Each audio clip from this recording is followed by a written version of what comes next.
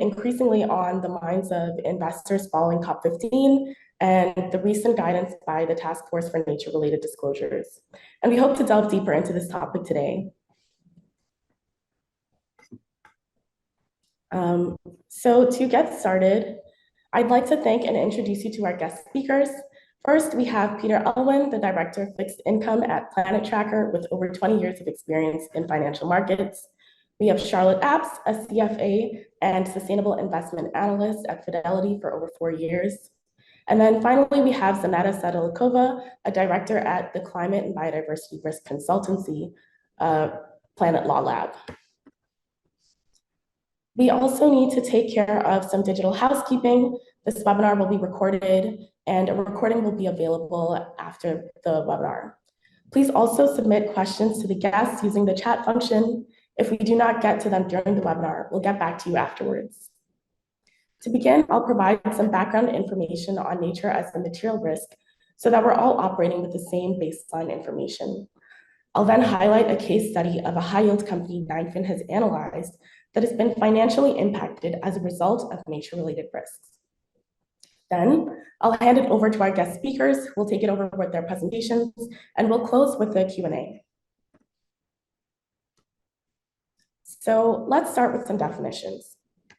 Nature refers to all living and non-living ecosystems, and biodiversity refers to the diversity within ecosystems. Climate change is one of the key drivers of biodiversity loss, alongside pollution, changes in land and sea use, and exploitation of species. When considering the E in ESG, environmental, social, and governance, climate has absorbed most of the focus due to global frameworks like the Paris Agreement and increased societal pressure. However, climate change and the natural ecosystem do not operate in silos, wherein climate is just one of 9 planetary boundaries that are critical for maintaining the Earth's stability. In fact, a 2023 Forest study found that only 2% of companies assessed with net zero and 1.5 degree aligned commitments are on track to meet them due to insufficient progress on deforestation targets.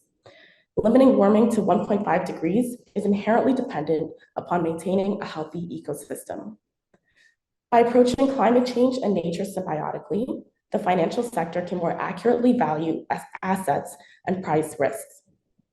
According to the World Economic Forum, $44 trillion of economic value generation, equivalent to half the world's GDP, is moderately or highly dependent on nature and its healthy ecosystems. On the flip side, they also estimate that the transition towards a nature-positive economy could generate up to $10 trillion in annual business value, highlighting that nature presents both a risk and opportunity to our investors. The scale of risk is largely dependent on sector and location. However, construction, agriculture, pharmaceutical, mining, and energy companies are among the most dependent on healthy ecosystems and thus at the highest risks. According to a study by Force 500, 61% of the financial institutions that are most exposed to deforestation do not have a deforestation policy covering their lending and investments. Most exposed is defined by their own methodology based on exposure to key commodities. The study found that financial institutions without a single deforestation policy have invested $3.6 trillion in companies most vulnerable to biodiversity loss. Nature risks manifest as a physical transition, liability, and systemic risk, which in turn can lead to credit, market liquidity, and business impacts. Physical risks are a result of impacts from nature loss or extreme weather events. These can have longer or short-term impacts. For example, an extreme weather event can result in a temporary disruption of activities. However, changes in weather patterns can lead to longer-term increases in operating and capital costs. Transition risks are associated with the capacity of a business to transition towards a nature-positive economy. If a company is slow to transition, this can result in blockers to financing, long-term price increases, and reputational damages. Liability and regulatory risks associated with regulatory noncompliance and reputational damage. In the next slide, we delve deeper into how these risks manifest with a real-world study. At Ninefin, we screen companies for nature-related risks. And I think this example exemplifies the various ways in which nature risk can have a material impact on investors. Chemours is a high-yield leadfin US-based company that describes itself as the only producer of per- and polyfluoroalkyl substances, commonly known as PFAS. Chemours has faced significant blockers as its use of PFAS and pollution in public water supplies.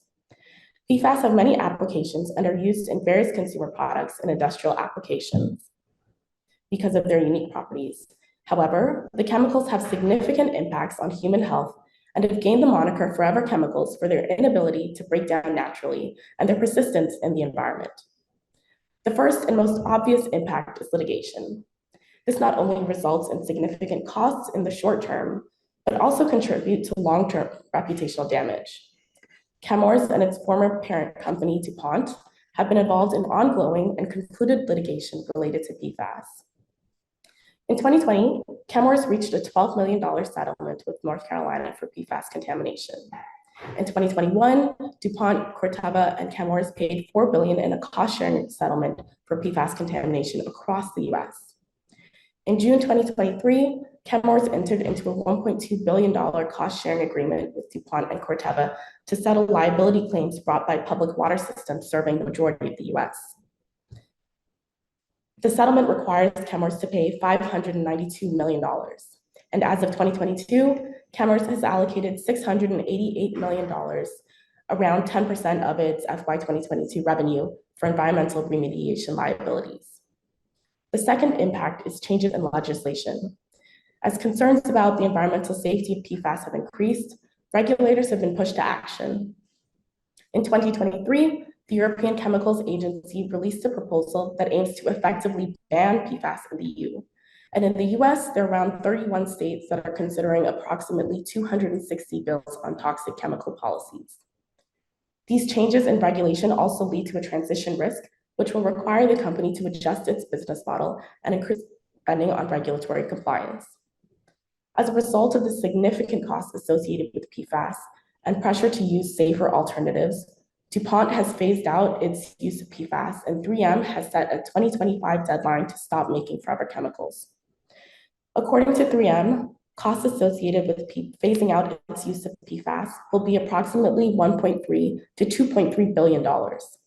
In the EU, 103 brands worth $130 billion have already pledged to phase out forever chemicals from their products and operations. So Chemours now faces a transitional risk, and its cost of doing business could increase due to growing pressure to shift towards an economy that preserves the natural environment. So how are investors responding? Investors have been responding to the call to address the nature loss. The landmark decision at COP15 to preserve 30% of the world's biodiversity by 2030 has seen a significant response from global leaders and investors alike. 153 financial institutions representing around 21.4 trillion euros in assets are signatories to Finance for Biodiversity and have pledged to address the biodiversity impacts in their portfolios. In addition, biodiversity conservation has featured as the use of proceeds in around 16% of ESG bonds, up from 5% in 2020, although the step still represents a rather small portion of sustainable investing in its totality. Legislation like the EU's deforestation-free products is playing a role in shifting market attention to biodiversity loss. While there's growing evidence that investors have an appetite for biodiversity-focused investment products and see the need to address biodiversity and land loss, there's still a long way to go, and the scale of nature-focused investments needs to dramatically increase to achieve COP15's conservation targets. So again, I'd like to thank you all so much for joining us today, and I'll hand it over to our first speaker, Peter Elwin. Thanks very much indeed, Jennifer. That was a fantastic overview and really interesting case study. So some of the slides that I've got here will sort of build on what Jennifer was saying. So I'll skip through those fairly quickly. But I wanted to slides that I've got here will sort of build on what Jennifer was saying. So I'll skip through those fairly quickly. But I wanted to bring biodiversity really into the context of fixed income and actually take a bit of a sort of bond investor, a lender's view of biodiversity and sort of provide a bit more context in terms of how, as bond investors, we can really think about biodiversity and nature impact and nature dependency. So if we jump to the next slide, Jennifer, that'd be great. So there's me, and then we're on to this one. So this really is along the lines of what Jennifer was saying. This builds on the TNFD, the Task Force for Nature-Related Financial Disclosures, which is one of the bodies that has sprung up recently, trying to provide sort of order and a framework for companies and financial institutions when they're disclosing their nature impact and their nature dependencies. And really, this is just sort of two ways of looking at how nature interacts with the economy and with society. And I think one of the interesting things is, I mean, Jennifer mentioned that statistic of sort of roughly half of sort of, you know, global GDP being sort of dependent or highly dependent upon nature. But actually, if you look at the next slide, I think there's a simpler way of thinking about it. And that is that if we don't have breathable air, then we're not going to have much GDP. If we don't have drinkable water, we're not going to have much GDP. Humanity is dependent upon nature. And I think it's very, very easy when we're in the financial markets and we tend to be sort of paid to think about things in a very structured way, potentially a very siloed way. So you might be focused on a particular region or a particular sector in terms of your work. And therefore, it's very easy to ignore all the other things around it. If you're focused on banks, for example, you won't be thinking about consumer goods companies. If you're focused on emerging markets, you won't be thinking that much about what's going on in the European Union, except as sort of, you know, the way it has an effect on those markets. It's very easy to get siloed. I think the key thing really to understand is that humanity and all of our society and all of our sort of economic success or lack of it is dependent upon nature. We are embedded in the natural system, and everything that we do has an impact on that natural system, and therefore an impact on our own sort of personal well-being, and of course the well-being of the people we're working for. So if you're running a pension fund, for example, and you're looking to help people invest for their sort of, you know, 70s, 80s, and 90s, if you're financing, taking money from somebody who's in sort of 25 at the moment, you really need to be thinking about the world they will retire into, and that's well beyond 2050. So these things have very serious consequences, and it's very important, I think, that we move away from this sort of siloed view. But having said that, let's continue down the siloed path for the moment and think from a fixed income perspective. From a very sort of selfish perspective, the quality of nature impacts the predictability and the probability of cash flows. Are you going to get paid? Nature has an impact on that. When are you going to get paid and how much are you going to get? Nature has an impact on that. Now, biodiversity is a word that pops up a lot. So if we jump onto the next slide, you'll see why focus on biodiversity? Why not talk about nature? Well, generally people talk about nature as, if you like, the big thing, and then biodiversity is the quality measure of nature. And the reason why we focus on it is because it is measurable. It tells you the health, the viability, the resilience of an ecosystem, and there's a direct relationship to the quality of the ecosystem services that you get out of it. So Jennifer was talking about deforestation. And if you deplete a forest, then you have an impact on the forest's ability to provide cooling, to provide flood prevention, to provide soil stability. All of those things are impaired, and biodiversity gives you a measure of the state of that particular ecosystem.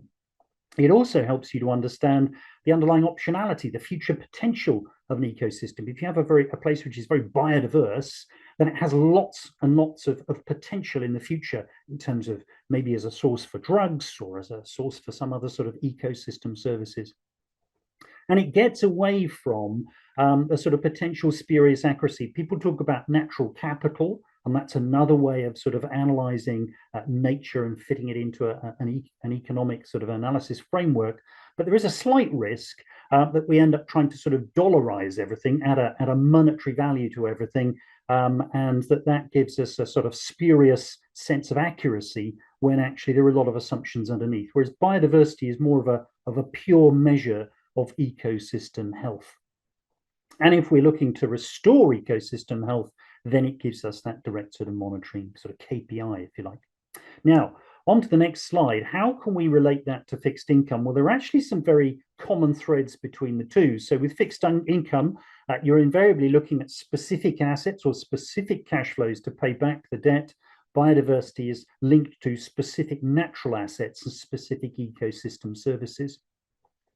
With fixed income, the returns are linked to business success, and the same is true in terms of biodiversity. It gives you that measure of the chance that this ecosystem is going to continue providing the services that you want. It gives you an early indicator of harm, just as repayment depends upon business survival.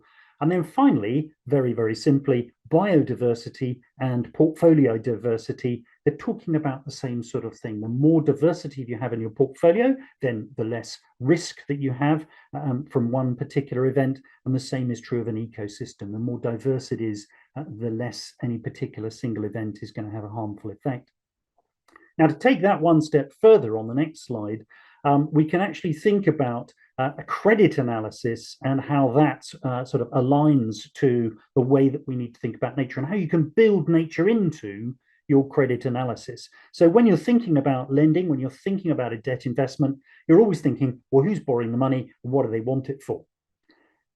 You can add nature to that by saying, look, is that funding going to add harm to nature? Does it increase the risks for other portfolio investments? So think about that company Chemor. If you were lending money to that company and it's then poisoning the environment, that will cause harm to workers and society sort of in that locality. That might then be impacting a real estate company you're also supporting or another food company you're supporting, variety of other companies in your portfolio. So thinking about the purpose and tying that into nature is a really simple and relevant thing to do. Payback, obviously, how are you going to get the money back? When's it going to come from? What does the borrower need to do to be able to give you the money back? Well, an obvious extension to that is the payback dependent upon nature-based cash flows, natural capital assets? Will the payback process cause additional harm to nature? So again, very easy to incorporate nature into that part of the framework. Clearly, when you're thinking about risks, Jennifer was laying out a whole range of risks and talking through them in the Chemor example. So you can see how it's very easy to include nature-related risks into that credit assessment and see how they interplay, see how they interlink with those other credit risks and maybe exacerbate them, or maybe actually nature in this case is providing a mitigating effect and reducing some of those risks and actually making this overall a better credit investment. And then finally, the structure that you need to think about. Are there protections built in for the lender in a particular sort of legal way, or the way that this sort of asset is ring-fenced from other things? Well, again, you can introduce the natural side of things, the nature side of things into that. Is the borrowing entity particularly exposed to nature-related risks? So you're lending to this particular subsidiary. It happens to sit in an area where flooding is particularly prevalent. Well, that's clearly something that you need to think about. And could exercising a protection feature have a negative impact on nature? So if you're thinking about that bear case scenario when you need to do something to recover your money, is that actually going to make things worse from a nature perspective? Okay, just to move on and broaden things out a bit, a number of organizations have a thought sort of about how nature and portfolios and businesses interact. Particularly, people talk about impacts on biodiversity or impacts on nature, and they talk about dependencies on nature as well. And you really need to think about both. They are a bit different. I think people more naturally think about dependencies. Again, Jennifer mentioned that sort of half of GDP being dependent or highly dependent upon nature. It's very easy to think of a food company, for example. Obviously, the inputs, the crops have to come from somewhere. There's a clear nature dependency. If you're thinking about a software company, you might not think they were so dependent upon nature, but of course, potentially their servers will require water and or sort of cold air to cool them. So there might also be a dependency. But the impact side is also very, very important. And particularly going back to what Jennifer was saying about the ambition to have sort of 30 by 30, 30% of the planet set aside by 2030 for nature restoration. If you are investing in a business which is actually harming nature, which has a direct impact on it, then you are helping to sort of prevent that goal being reached. So you need to think about both of those in connection with each other. Moving on to the next slide, just to sort of flag a few pieces of work that have been done by other organizations. So BCG, for example, did a piece of analysis that identified the 4 value chains that are responsible for 90% of the impact on biodiversity in terms of sort of direct impact. Lo and behold, the food system, absolutely sort of front and center as far as that is concerned. Infrastructure and mobility, housing, public infrastructure, vehicles, energy, very obviously, in terms of fossil fuels, but also, of course, think about biofuels and some sources of renewables. They too can have a negative impact on nature and need to be thought about in a balanced way. Fashion, a lot of problems with wet processing, for example, which is that sort of the dyeing and the manufacturing stage of the process, a bit further up the supply chain, tends to happen in emerging markets, tends to be very polluting. So again, that's an important area to think about. And then there are others, sort of, there's a long tail, but those are the sort of the 4 key sectors that were identified by BCG. If we look on the next slide, the PRI, the Principles for Responsible Investment, has also done work on this, and they've looked both at the highest impact sectors. They throw mining into the mix there, and also forest products and fisheries. And in fact, Jennifer mentioned Finance for Biodiversity Pledge. Another initiative that's come up recently is the Nature Action 100, which the organization I work for, Planet Tracker, we're involved in supporting that. And they've come up with 8 sectors that they regard as sort of key sectors in terms of both nature impact, and then on the other side of this slide, nature dependency as well. And you can see there textiles, electric utilities is another example of a sector that's dependent upon nature to a great extent. Also on this slide, worth noting, and again, Jennifer touched on these points, the direct drivers of biodiversity loss. Very important to keep these in mind when you're assessing nature impact and nature dependency. Land and sea use change, direct exploitation, climate change, pollution, and also alien invasive species, which is something that maybe we don't think about quite so much from a financial markets perspective. So that PRI framework is another very helpful sort of tool to use when you're assessing nature dependency and nature impact. A couple more things just to sort of flag. One very brief case study on the next slide, which I think is worth sort of pointing to. And again, it goes back to some of the points that Jennifer was making. We did a couple of papers looking specifically at Brazil as a case study and looking at deforestation and the impact that it has. And that horrifying statistic Jennifer was mentioning, 61% of companies, financial institutions rather, don't have a policy on deforestation, which is frankly bizarre because it has the most appalling impact in terms of climate. It's a huge source of GHG outputs. And if we stop deforestation, then of course the forest becomes a real source of climate solution, if you like.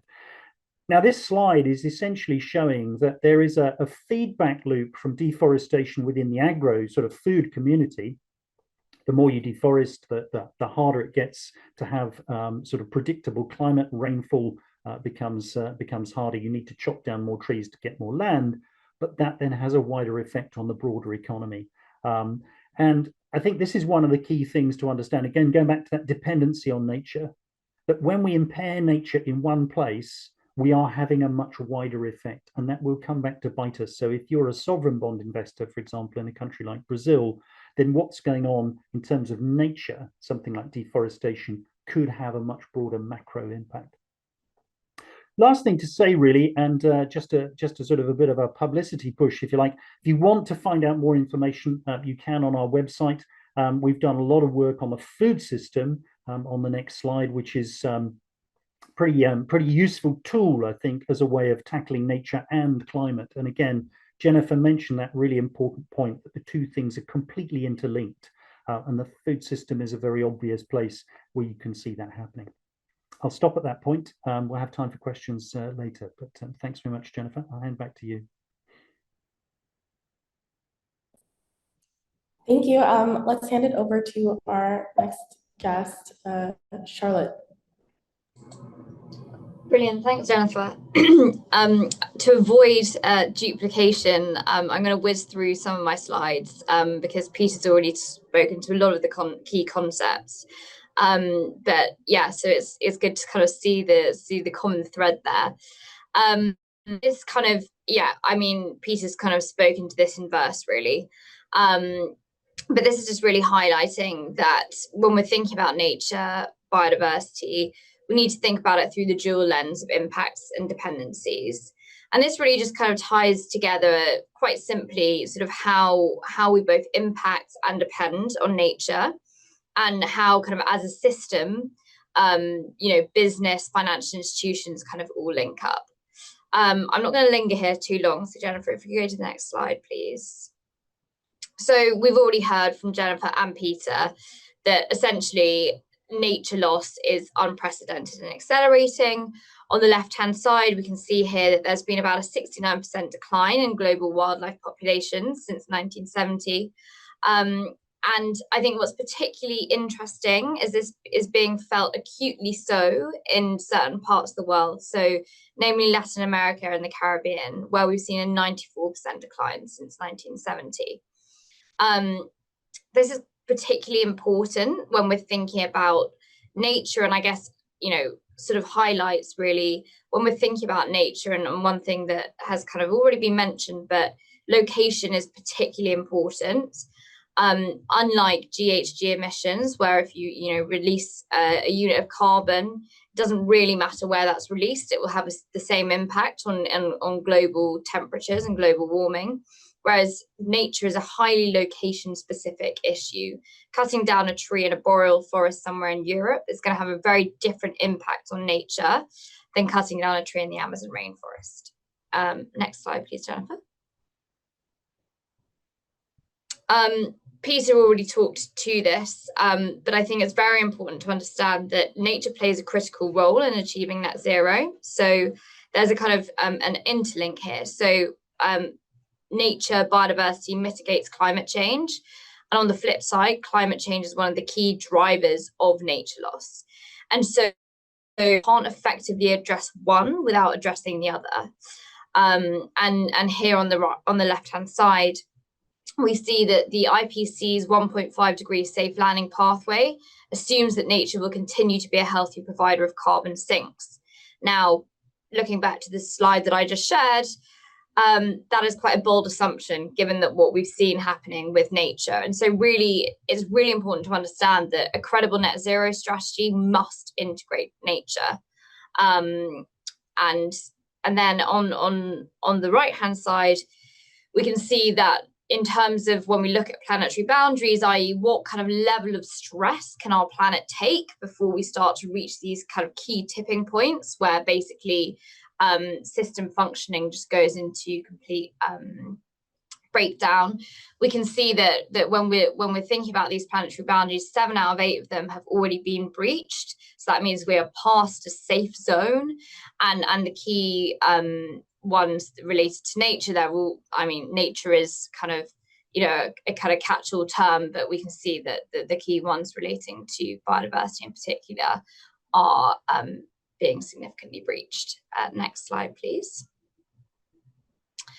So natural capital, essentially our economic models have assumed that they produce capital, price human capital, but they fail to price natural capital.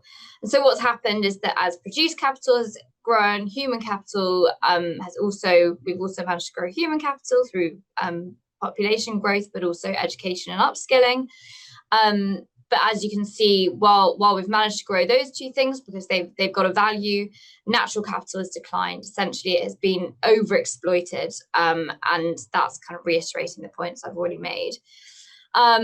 We've already talked to some of the impacts, but here on the right-hand side of the slide, you can see that some of the risks. Peter already talked to the food sector, a really interesting sector that we could talk about in much more detail.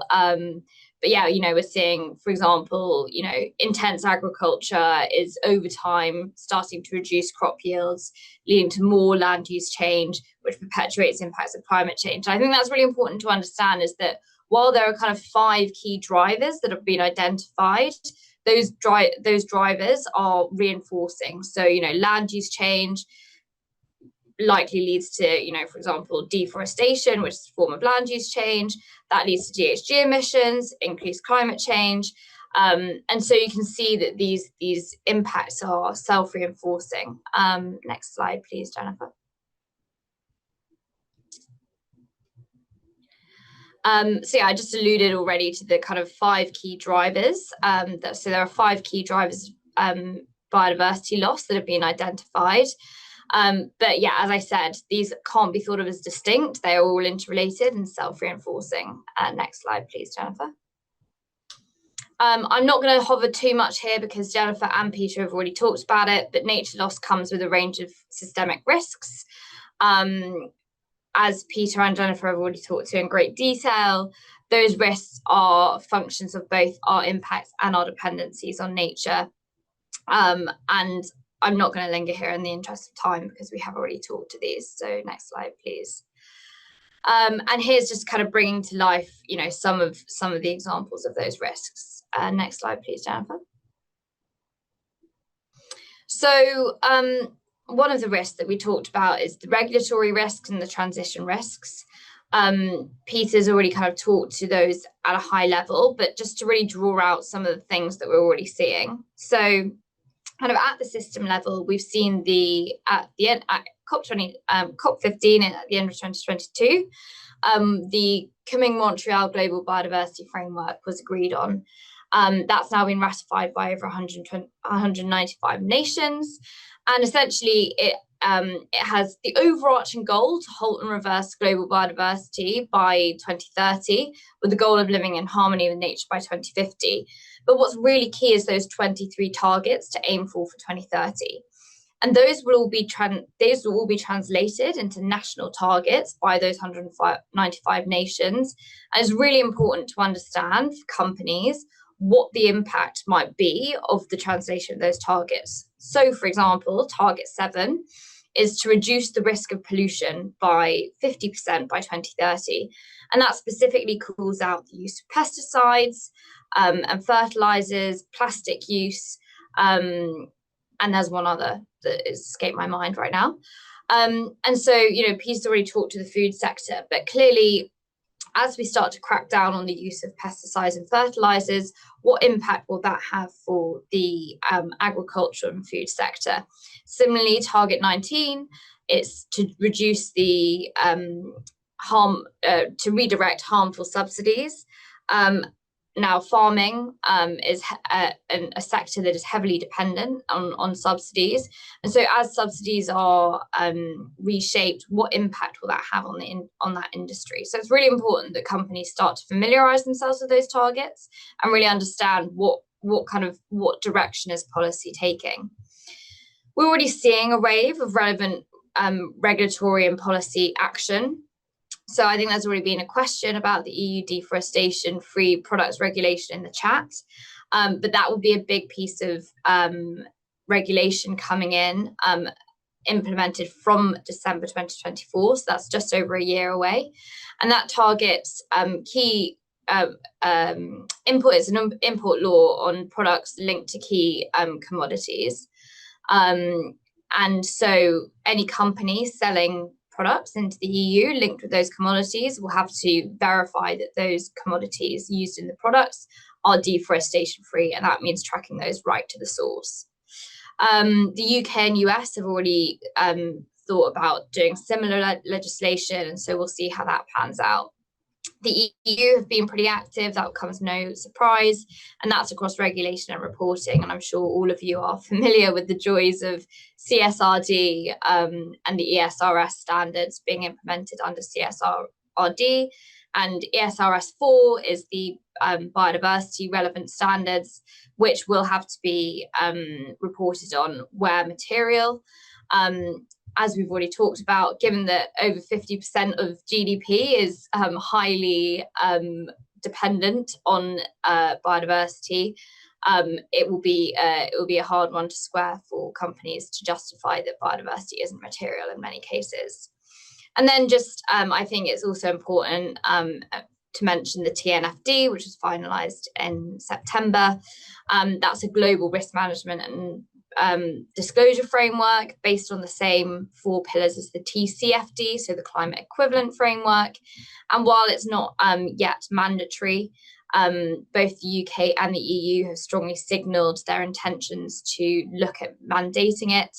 And in the interim, it will go to inform the likes of ISSB and ongoing developments of the CSRD. And so these kind of disclosure standards are really important for understanding the impacts on companies and clearly for us as investors. Hopefully that will lead to more data and decision useful information. And we also need to think about what it means for us. Next slide, please, Jennifer.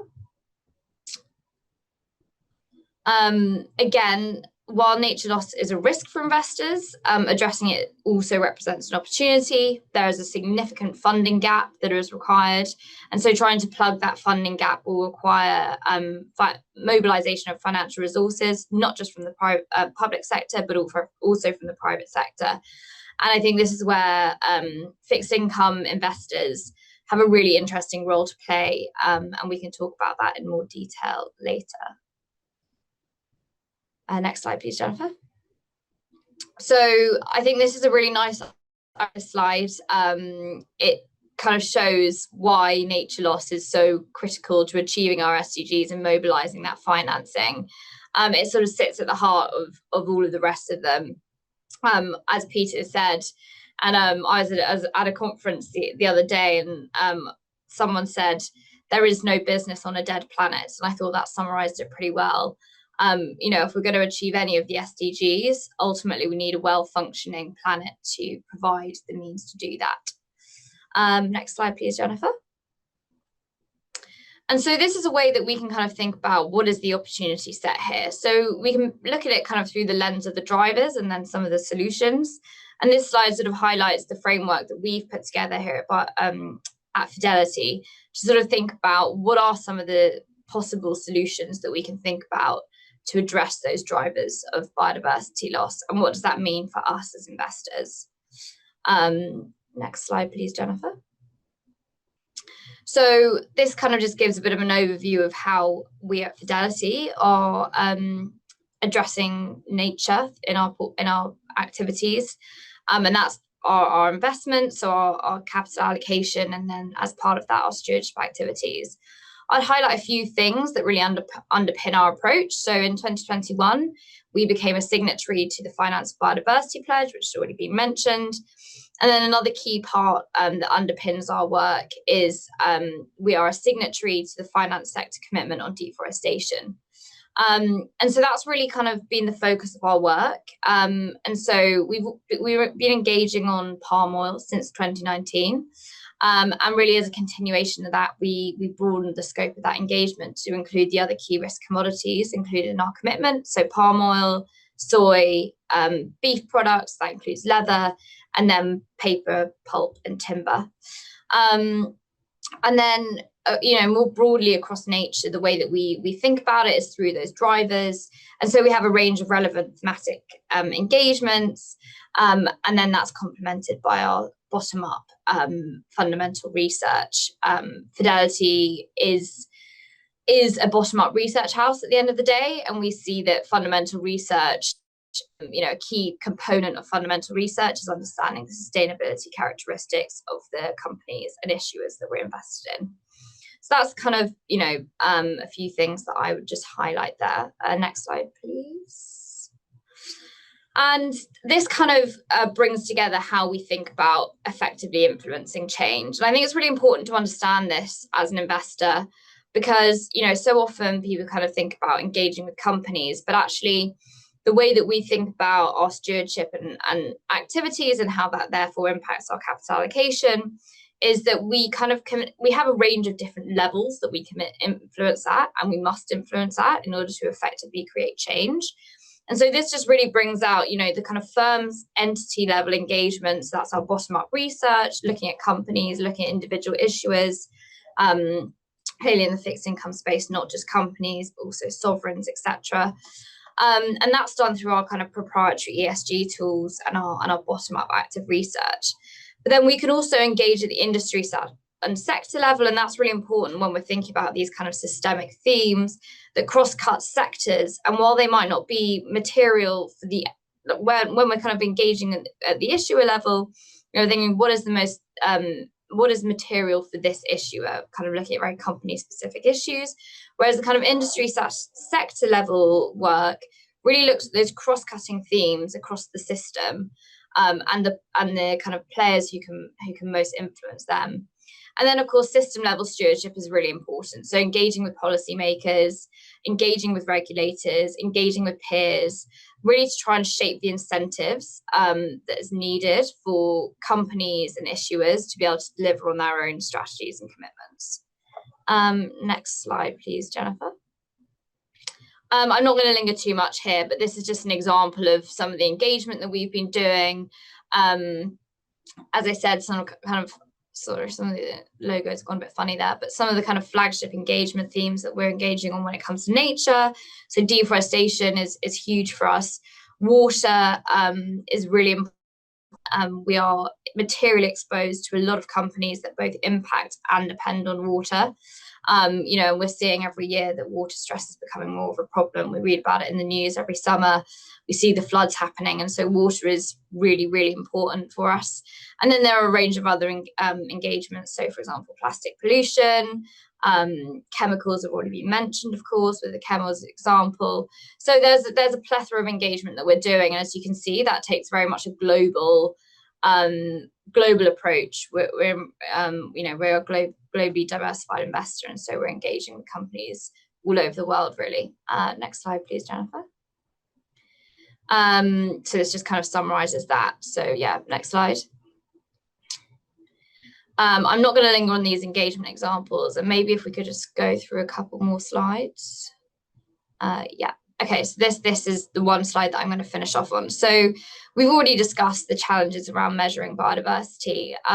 Unlike climate, there is no single metric that is easy to measure biodiversity with, but there are some exciting things happening on the ground. So some of you will have heard of eDNA, which is basically taking samples of water, soil, and then screening it for the DNA present in that area. Satellite monitoring is being increasingly used, and at the bottom of the slide you can see that we are involved with an engagement that uses satellite imagery to engage with companies using real world data. And then I think one of the most exciting projects that we've been working on is this bioacoustic study. So that's really exploring the use case for using sound recordings to try and understand the state of nature in a given area. And I think we recognize that as a financial institution, as an intermediary, we're in a privileged position where we can connect, for example, in this case, the academic world with practitioners, companies on the ground. And so that's where we've come in as investors.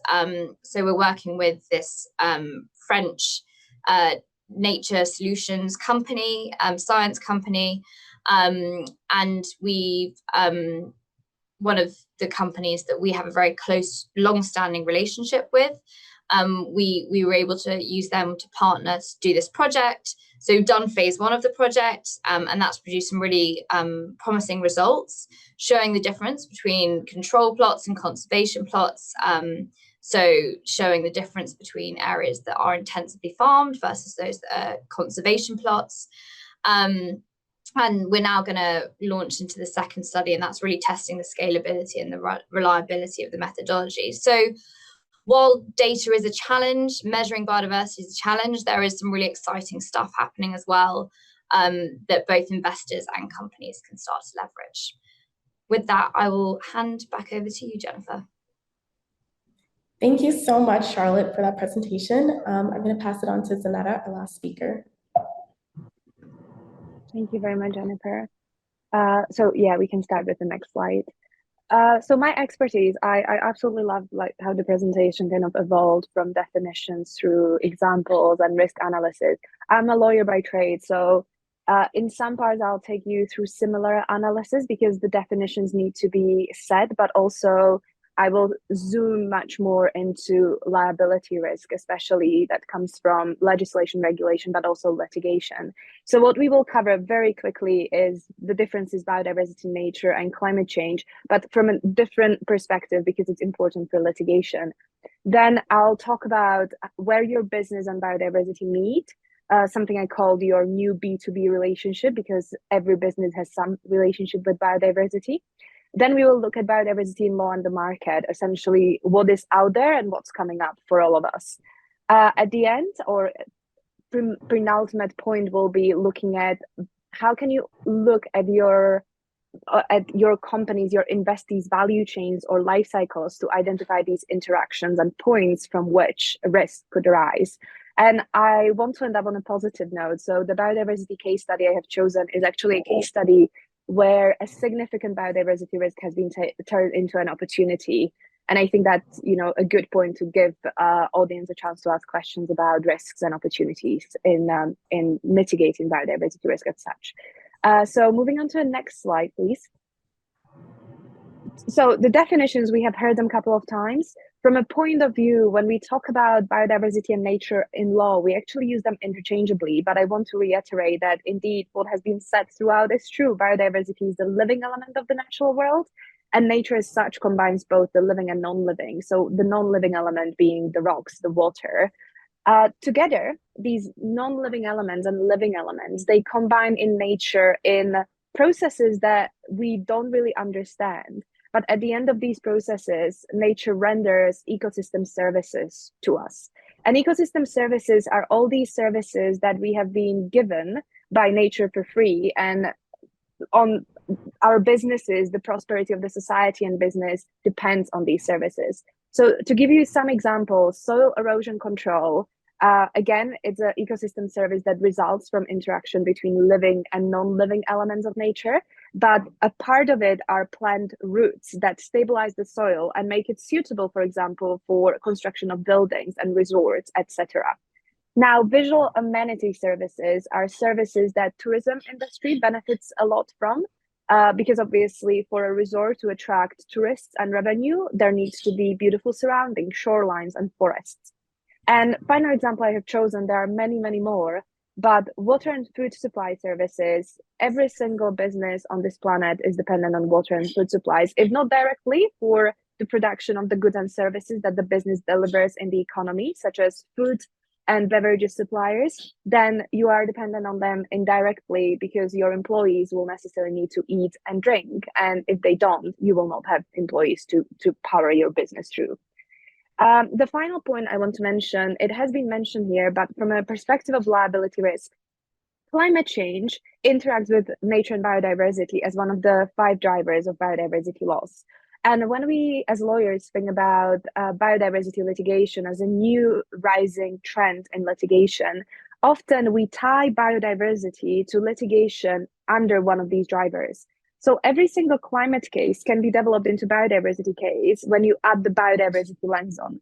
Every single plastic pollution case could be developed into biodiversity case. And this is where biodiversity litigation looms in every single planetary aspect litigation we have seen. Moving on to next slide.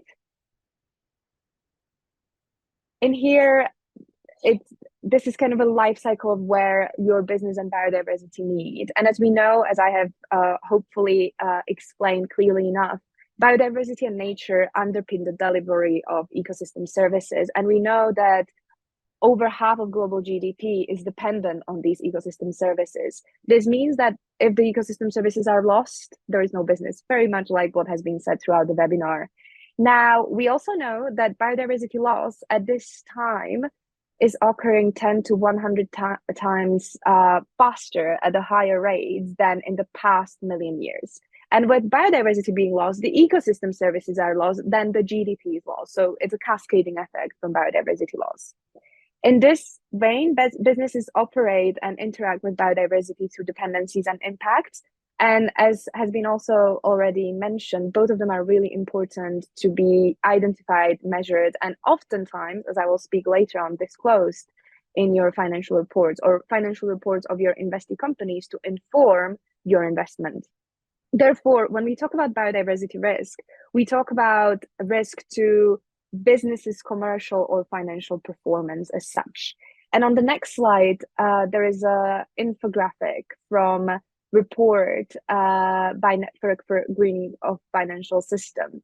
And I find this very useful as a way to come from nature to financial system, because nature functions in the real economy, it's the goods and the services, and financial system is often removed from the real economy. It's the economy we have created several levels above the real economy, very much like law is a system created several layers above the real economy. So in nature, what we can see is these 5 drivers we have all mentioned causing degradation of nature. All of them have some contribution from human activity, from us. Now, when we talk about sources of risk, these 5 drivers translate into physical and transition risks. Mismanagement of physical and transition risk can translate into liability risk. Now, when we go to economic risk, these physical and transition risk on both micro and macro level can lead into things like damages to assets or stranded assets, and also falling prices and falling productivity. At the end of the chain, these economic risks are then translated to financial risks. So they kind of are lifted from the real economy into the financial economy. And those risks, as you can see on the slide, could be strategic credit market underwriting risk. So insurance not being available to certain projects because of the increasing physical and transition risks, for example. So the report is actually hyperlinked in the slide. And I believe, Jennifer, that slides will be available. So to the attendees, so if you are interested to read the report, the hyperlink underneath the infographic will take you to the report itself. Now, moving on to my next slide, this is where I want to talk to you about where my contribution perhaps lies more as a lawyer, which is what legislation, regulation, and cases do we see? So in legislation and regulation, I have picked a few, but there are many, many more. We have seen both in the EU and the UK focus on, as we have already heard, deforestation-free supply chains. Often with EU goes much further than the UK in this, not only focusing on biodiversity, EU encompasses human rights, climate change, biodiversity, other pollution in its requirements under Corporate Sustainability Due Diligence Directive, which requires companies to essentially screen their value chains for negative impacts on human rights, biodiversity, you name it, mitigate these impacts, remove them, remedy them, and report on them. And that is your kind of public naming and shaming exercise that is very, that could be very consequential in terms of your, consumer preferences, or obviously consumer preferences of your investee companies, as well as it could create a liability risk, because these reports are something that activist lawyers will look at to figure out whether you are a good target for a lawsuit. So legislation like this, which pilots transparency across supply chains, can be extremely consequential for litigation. In the UK, under the Environment Act, we have provisions for forest risk commodities. And the idea is the same, to trace your supply chains, to identify impacts on forests, usually through deforestation or land clearing, and get rid of supply from those areas, or you report on them and obviously create this liability risk for yourself or the company. Now, globally, as Charlotte has mentioned, we have seen TNFD disclosure recommendation published. These are not law, they cannot be enforced, they are not binding.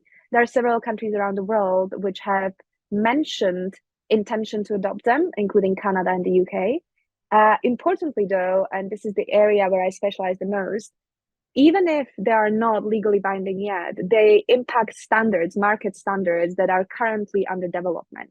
And these market standards actually inform judicial interpretation of directors' duties. Now, directors' duties are duties that every single director of a company has. And as part of these duties, if they are mismanaged or not complied with, directors could be personally liable for failing to conduct company's business in accordance with these duties. And we actually, only last week, there was an opinion published in Australia conclusively establishing that under current Australian law, they call it corporations law, directors of Australian companies have a duty to identify, manage, and disclose material nature-related financial risks. And that is before TNFD has even been adopted into Australian law. So this is a power of soft law. I call it soft law market standards. They inform interpretation of strict legal standards that we already have, and often even before they are adopted into law. So disclosure frameworks are extremely important and already kind of impacting current law as it is. Now, looking into litigation, this is a fascinating area for a lawyer, of course, which is what we see in biodiversity litigation is this extraterritorial trend. And I'll explain what I mean by it. So normally in normal litigation, you have harm caused in the UK and people from the UK suing a UK company for compensation for that harm. In biodiversity, what we see are claimants from countries like Brazil, Paraguay, or Ecuador bringing their lawsuits before UK courts. This is the tracing, this is the extraterritoriality, asking for compensation from the UK headquartered parent company, for example. So what I like to say is that these claimants are bringing the biodiversity loss in their countries home to where the profits from this biodiversity loss have been reaped. So what we see in the EU is tracing of these biodiversity impacts through supply chains. So we have cases in France and also Italy where meat-based products, so leather and beef, have been traced from deforested parts of the Amazon in Latin America to companies, supermarkets, and car producers in Italy and France. And these are being sued for their negative impact abroad. In the UK, the tracing doesn't yet happen through supply chains, it happens through ownership structures. So in the cases on slide, Okpabi and Mariana, we see claimants from Nigeria, Zimbabwe, and Brazil asking UK courts to be compensated for harms, usually pollution that led to biodiversity loss in their countries, that have been caused by subsidiaries of UK-based parent companies. And they decided to come to the UK for the compensation because that's where the benefits of the harm eventually went. This is a very unique aspect of biodiversity litigation. We haven't really seen this extraterritoriality in other litigation for reasons I don't want to go into, but there are distinctions between biodiversity and climate litigation, for example. One point I want to mention here is that a lot of these cases are started by or on behalf of indigenous peoples. And what we have seen is that their rights and claims can be extremely powerful because corporate lawyers in London don't know what to do with them. You know, for years, they have been arguing about environmental laws. They have been arguing about different corporate standards. But all of a sudden, you have indigenous right to livelihood. And that livelihood is tied to fishing. And that fishing is tied to the ecosystem function of a river that has been destroyed. It's very hard if you don't understand the indigenous worldview of these people to argue against those rights. And it is my belief that this is why these cases so far have been quite successful around the world. Finally, globally, what we see is climate litigation is ahead of the curve from biodiversity litigation. Some would say 5 years ahead. Now, what we have seen recently is incorporation of biodiversity arguments into climate cases. And claimants do it through focusing on carbon sinks.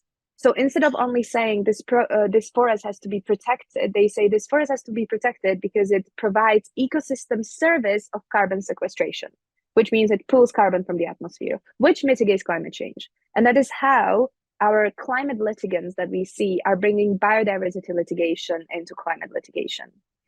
Now, can I have the next slide? And I'll be quick because I know we need to finish soon.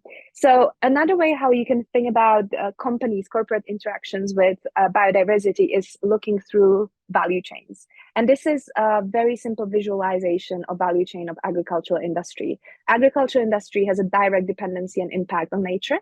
But that doesn't mean that only agricultural industry faces liability risks. Because in the supply chains of food and beverages, fashion, and pharmaceuticals, you always find products supplied by agriculture. And therefore, the risks travel down and up the supply chain of the agricultural industry. On the next slide, I have a visualization of how you can think about corporate life cycles. So this is a life cycle of hospitality industry. And when you think about different stages, at the beginning, there is a planning and building phase where the resort has to be built, which is the construction, which derives its materials from forestry and land, which are interacting with nature. And that's where the financial investment comes. So usually financiers kind of come to face the risks very early in the life cycle. During the operational stage, we have real estate and infrastructure industries that also interact with biodiversity. And also when the resort is being operational, we have food and beverages industry, tourism and energy, all of them having direct interactions with biodiversity, constituting potential risks there. At the end, in decommissioning stage, construction waste, bio-waste, or spill waste can all have negative impacts on biodiversity that can generate liability risk as well. So life cycle, for some industries, I'm not saying for all of them, but usually what I see with clients, it's either supply chain or value chain analysis that help them identify the interactions, or it's the life cycle of the industry that helps them do the same.